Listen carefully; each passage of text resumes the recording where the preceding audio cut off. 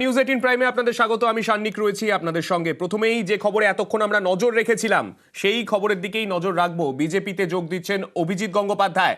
সম্ভবত 7ই মার্চ বিজেপিতে যোগ দেবেন তিনি, এমনটাই তিনি জানিয়েছেন।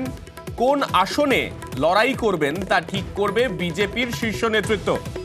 বিজেপি একমাত্র তৃণমূলের দুর্নীতির বিরুদ্ধে লড়ছে, এই মন্তব্য করেছেন প্রাক্তন বিচারপতি অভিজিৎ গঙ্গোপাধ্যায়।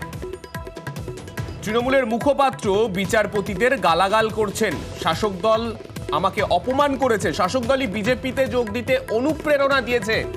এই মতামত আজকে সাংবাদিক সম্মেলনের মধ্যে দিয়ে সবার জন্য তিনি তুলে ধরেন প্রাক্তন বিচারপতি অভিজিৎ গঙ্গোপাধ্যায়।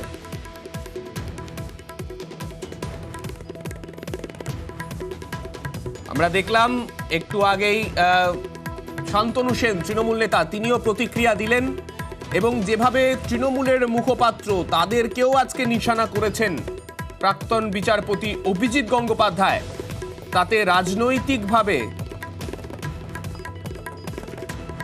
তবে একটা প্রশ্ন অবশ্যই, যে প্রশ্নটা আজকে যে মুহূর্তে তিনি সাংবাদিক সম্মেলন করছিলেন সেই মুহূর্তে ছিল, সেই প্রশ্নটা আরো একবার হয়তো কোনো একটা জায়গা থেকে প্রাসঙ্গিক হয়ে দাঁড়াচ্ছে, যে কেন বিজেপি, কেন সিপিএম নয়, কেন কংগ্রেস নয়, কেন বিজেপি?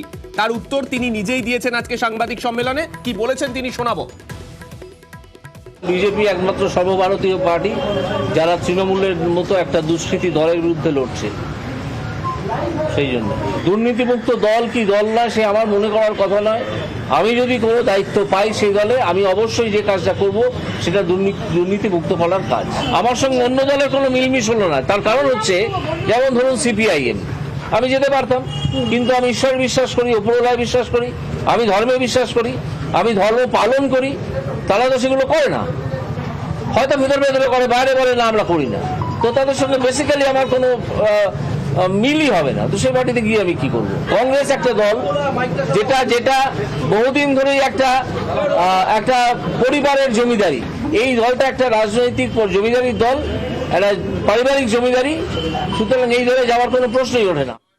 অভিজিৎ গঙ্গোপাধ্যায় তিনি ব্যাখ্যা করলেন কেন তিনি সিপিআইএম এ গেলেন না, কেননা ঈশ্বর বিশ্বাসী তিনি, তাই সিপিআইএম এ তিনি যোগ দেবেন না, এবং কংগ্রেসে পরিবারতন্ত্রই এই মুহূর্তে সব থেকে গুরুত্বপূর্ণ, তাই ওই দলে যোগ নয়। নরেন্দ্র মোদী ভালো মানুষ, তৃণমূল মানেই দুর্নীতি, এই মতামত আজকে দিলেন প্রাক্তন বিচারপতি অভিজিৎ গঙ্গোপাধ্যায়।